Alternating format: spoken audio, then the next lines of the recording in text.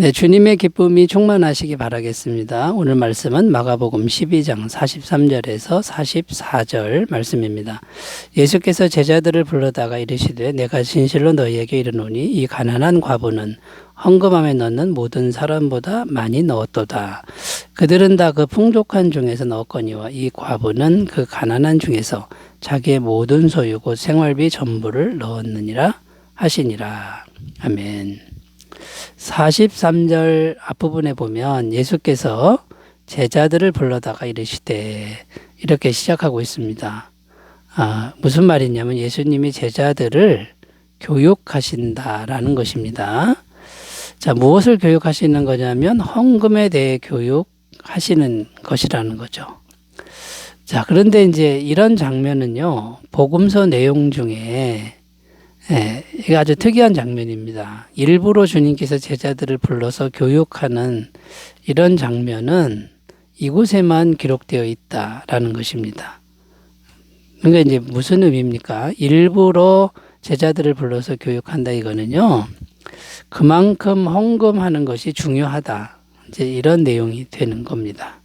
이제 사람들이 많이 오해하는 것이 있는데 무엇이냐면 하나님을 마음으로 믿으면 되지. 마음으로 믿기만 하면 되지.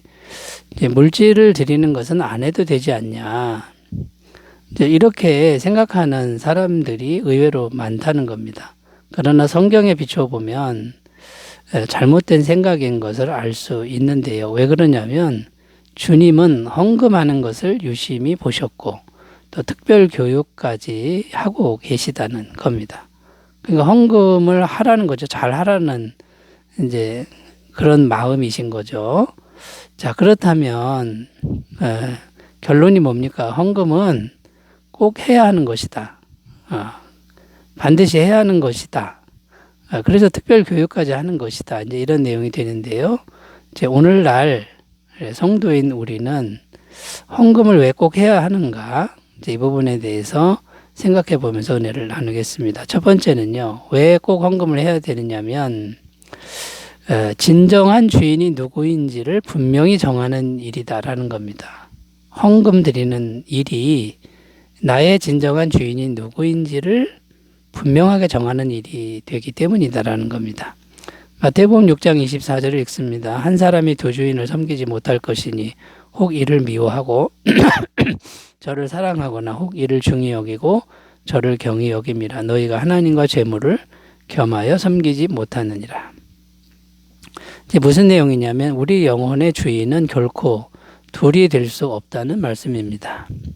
하나님이 주인이 되거나 아니면 돈이 주인이 되는 이 둘 중에 하나라는 것이죠. 하나님도 주인으로 삼고 돈도 주인으로 삼는 것은 있을 수 없는 일이다라고 성경은 말하고 있는 겁니다. 자, 그러면 하나님이 주인이 되어야 되는데 하나님이 주인이 되려면 어떻게 해야 하는 것일까요? 물질을, 돈을 하나님께 드릴 줄 알아야 된다. 바칠 줄 알아야 된다. 그러면 하나님이 주인이 된다라는 거죠. 이 물질을 하나님께 바칠 줄을 모르면, 드릴 줄을 모르면 물질이 주인이 된다라는 겁니다. 돈이 주인인 사람은 하나님께 헌금하지 않습니다. 드릴 줄 모릅니다. 그 사람이 만약에 헌금을 했다고 이제 이렇게 생각하면요. 그 사람은 하나님께 바치는 게 아니라요. 자기가 가진 돈을 적선하는 겁니다. 그냥 적선하는 거지 하나님께 바치는 그런 개념이 아니다라는 것이죠. 자, 그러면 어떤 결과가 나타나는 것일까요? 물질을 드리는 사람은 이제 결코 물질의 노예가 되지 않는다. 그러니까 하나님을 주인으로 삼고 물질을 하나님께 조금이라도 바칠 줄 알면 그 사람은 하나님의 종이지 물질의 종이 아니다. 물질의 노예가 안 된다라는 거고. 근데 만약에 물질의 노예가 되는 사람은 어떻게 되냐면 반드시 물질 때문에 고통당하는 삶을 살게 된다라는 겁니다. 디모데전서 6장 10절 돈을 사랑하며 일만하게 뿌리가 되나니 이것을 탐내는 자들은 미혹을 받아 믿음에서 떠나 많은 근심으로서 자기를 찔렀도다. 여기 돈을 사랑한다는 게 돈이 마음의 주인이 되는 거죠. 하나님보다 돈이 주인이 되는 이런 사람은 반드시 불행해진다. 이렇게 말씀하고 있습니다. 잠언 23장 5절입니다. 내가 어찌 허무한 것에 주목하겠느냐. 정령의 재물은 스스로 날개를 내어 하늘을 나는 독수리처럼 날아가리라. 이 말씀은 뭐냐면 이제 물질이 주인이 되면요 다 잃어버린다라는 겁니다. 아무리 재물이 많아도 독수리처럼 다 날아가 버린다라고 증거하고 있다라는 것이죠. 반대로 하나님이 주인이 된 사람은 어떻게 되는 겁니까? 하나님이 주인이시니까 영원하신 분이 영원하신 은혜를 공급해 주신다라는 것이고요. 그래서 마음의 평강이 임하는 삶이 된다라는 겁니다.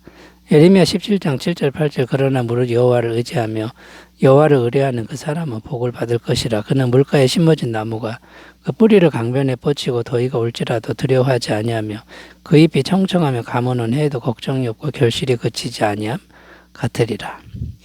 여러분 우리 영혼의 주인을 하나님으로 분명히 섬기고 물질을 복종시켜서 하나님께 형편껏 이 드리는 훈련을 잘 하시는 분은 이렇게 하나님의 은혜의 공급과 평강의 삶이 계속되는 것을 꼭 믿으셨으면 좋겠습니다.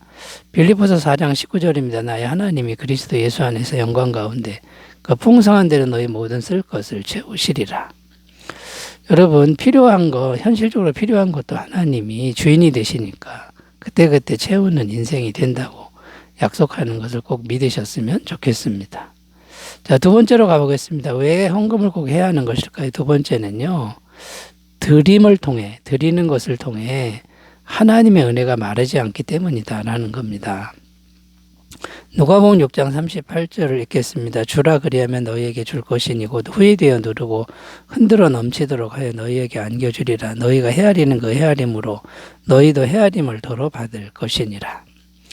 자, 여기 보면 주라 그리하면 너희에게 줄 것이니 이렇게 기록하는데 주라 할 때 주는 것은 내가 주는 건데요. 물질을 내놓는 걸 의미하는 거죠. 자, 그러면 너희에게 줄 것이냐 할 때 주어가 하나님이 됩니다. 하나님이 우리에게 줄 것이다. 그런데 어떻게 주신다고 약속하냐면 후히 되어 흔들어 넘치도록 하여 너희에게 안겨주리라. 우리가 조그만 걸 드리는데 하나님은 후히 되어 흔들어 넘치도록 하여 너희에게 안겨주리라. 이제 빼앗기지 않고 품에 안겨준다. 확실하게 준다. 이제 이런 의미가 되는 거죠. 자, 성경에는 이런 일들이 풍성하게 기록되어 있습니다. 열왕기상 17장 13절 13절을 읽으면요. 엘리야가 그에게 이르되 두려워하지 말고 가서 내 말대로 하려니와 먼저 그것으로 나를 위하여 작은 떡 한 개를 만들어 내게로 가져오고 그 후에 너와 내 아들을 위하여 만들라. 이스라엘의 하나님 여호와의 말씀이 나 여호와가 비를 지면에 내리는 날까지 그 통에 가루가 떨어지지 아니하고 그 병에 기름이 없어지지 아니하리라 하셨느니라. 3년 6개월 동안 가뭄이 계속되는 시절에 엘리야 사르밧 과부는 지금 가루가 한 움큼 기름 조금 남은 그런 상태입니다. 이제 그거 떨어지면 굶어 죽어야 되는데 엘리야 선지자에게 먼저 그 어려운 형편에서 먼저 떡 한 덩이를 만들어 바칩니다.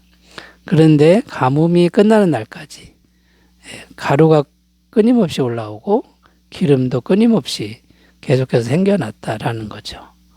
하나님은 이렇게 하시는 분이다라는 거죠. 사무엘상 2장 21절입니다. 여호와께서 한나를 돌보시사 그로 하여금 임신하여 세 아들과 두 딸을 낳게 하셨고 아이 사무엘은 여호와 앞에서 자라니라. 한나가 원래 아이가 없는 여인인데 사무엘을 하나님의 은혜로 낳았습니다. 그 사무엘을 하나님께 바치자 하나님이 세 아들과 두 딸을 더하여 주셨다. 자, 이렇게 하시는 분이 하나님이시라는 거죠. 우리가 작은 거를 하나님께 드릴 줄 알면 하나님은 몇 배로 몇십 배로 우리에게 후히 되어 흔들어 넘치도록 안겨주시는 이제 그런 분이라고 성경은 증언하고 있습니다. 그런데 여기서 우리가 분명하게 해야 될 것인데 무엇이냐면 우리가 드릴 때 우리 마음이 하나님을 생각하며 드려야 됩니다. 하나님께 드리는 마음이어야 된다. 사람에게 주고 또 뭐 이 세상의 어떤 단체에게 주어도 우리 마음은 하나님께 드린다라는 생각을 해야 하나님이 받으시는 거고 하나님이 갚아주신다라는 거죠. 골로새서 3장 23절 24절 무슨 일을 하든지 마음을 다하여 주께 하듯 하고 사람에게 하듯 하지 말라. 이는 기업의 상을 주께 받을 줄 아나니 너희는 주 그리스도를 섬기느니라. 자, 여러분 이렇게 하나님 생각하면서 잘 드렸으면 좋겠고요. 그런데 헌금을 드릴 줄 모르면 작은 거라도 드릴 줄 모르면 어떻게 됩니까? 물질이 막혀버립니다. 사방이 다 막힌다는 거예요. 하나님의 은혜가 막힌 것이죠. 우리가 체했을 때 따지 않습니까? 피 한 방울을 내야 됩니다. 피 한 방울 같은 작은 거를 드리면 금방 막힌 게 뚫어지는 걸 꼭 믿으셨으면 좋겠습니다. 자, 세 번째로 가겠습니다. 왜 꼭 헌금을 해야 하는 것일까요? 세 번째, 헌금을 통해 교회 공동체를 살릴 수 있기 때문이다 라는 겁니다. 헌금을 통해 교회 공동체를 살릴 수 있기 때문이다라는 거죠. 역대하 24장 6절 왕이 대제사장 여호야다를 불러 이르되 내가 어찌하여 레위 사람들을 시켜서 여호와의 종 모세와 이스라엘의 회중이 성막을 위하여 정한 세를 유다와 예루살렘에서 거두게 하지 아니하였느냐 하니. 자, 여기 보면 성막을 위하여 정한 세라고 나오는데 뭘 의미하는 거냐면 성전세를 의미합니다. 보통 20세 이상의 남자가 1년에 반세계를 내는 겁니다. 성전세라는 것은 뭐 하는 거냐면 성전을 유지하고 수리하고 건축하고 운영하는 그런 비용이었다라는 것이죠. 예수님도 성전세를 내셨다고 기록하고 있습니다. 마태복음 17장 27절 그러나 우리가 그들이 실족하지 않게 하기 위하여 내가 바다에 가서 낚시를 던져 먼저 오르는 고기를 가져 입을 열면 돈 한 세겔을 얻을 것이니 가져다가 나와 너를 위하여 주라 하시니라. 원래 예수님은 성전의 주인이시니까 반세겔을 안 내도 됩니다. 그런데 사람들로 하여금 실족하지 않도록 반세겔을 내셨다. 성전세를 내셨다라는 거죠. 그러니까 이 성전을 위해서 세금을 내는 거, 헌금을 하는 거, 이거는 예수님도 하신 것이다. 반드시 해야 된다. 이제 이런 의미가 되고요. 구체적으로 성전세는 어떻게 쓰여졌습니까? 성전 수리, 그 다음에 건축, 레위인 생활비, 그러니까 성전에서 봉사하는 사람들의 생활비, 가난한 사람들의 구제비 등으로 쓰여졌다는 거죠. 그러니까 오늘날 헌금을 의미하는 것인데 이 헌금은 어떻게 쓰여집니까? 목회자 생활비, 교회 수리비, 관리비, 운영비, 구제비, 선교비 이런 것으로 이제 쓰여집니다. 그러면 이제 이렇게 헌금을 우리가 낼 때 교회 공동체가 유지되고 살아날 수 있다라는 것이라는 거죠. 이 귀한 일이라는 거예요. 자, 그런데 또 질문이 생깁니다. 교회 공동체는 왜 꼭 필요한 겁니까? 교회 공동체가 없으면 안 됩니까? 이제 이런 질문이 생기는데 교회 공동체가 있어야 하나님의 임재하심 이게 강력해집니다. 혼자 신앙생활 하면요 하나님의 임재하심이 약할 수밖에 없고요. 하나님의 임재하심이 이게 집중되는 그 공동체가 있어야 하나님이 인도하시고 보호하시고 공급하심이 계속 이루어지고 우리의 신앙을 유지할 수 있다. 여러분 이것을 꼭 기억하시고요. 교회 공동체는 하나님이 직접 세우신 기관입니다. 꼭 필요하기 때문에 세우신 기관이고 이게 교회가 있어야 세상이 살 수 있습니다. 여러분 헌금을 통해 교회 공동체를 살리시는 귀한 일을 하시기 바라겠습니다. 기도합니다. 하나님 아버지 우리가 꼭 헌금을 작은 것이라도 할 수 있는 믿음이 되게 하옵소서. 예수님 이름으로 기도드립니다. 아멘. 은혜의 하루 되시기 바라겠습니다. 감사합니다.